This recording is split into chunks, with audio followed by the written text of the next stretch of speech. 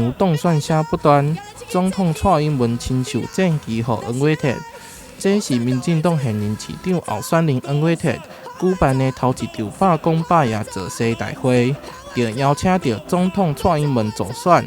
每一届我来台南，拢感受到大家的热情，我嘛真感动、真欢喜，因为有大家做伙相挺，互蔡英文、互咱的民进党、互咱的黄伟哲市长上大的支持，咱的国家啊，甲咱的台南，才有会使继续大进步。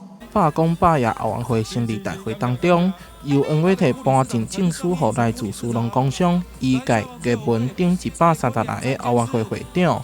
民进党6位现任立委嘛全力辅选地方党公职候选人，展现出民进党大团结的气势。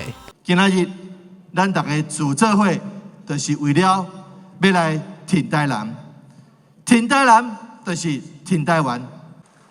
感谢各位乡亲，未来请大家搁互伟哲机会继续拼，互市民朋友，互咱台南继续赢。感谢大家，谢谢，多谢。工场的还有总统府国策顾问黄坤富、老馆长陈唐山等人拢出席并担任营务总顾问。蔡英文嘛一直学乐黄伟哲的市场成绩，嘛讲到台南这次战爱赢甲有民主。这个台南人啊，展现咱的气魄和全台湾的光。咱肯定中央执政，我们肯定黄伟哲的执政。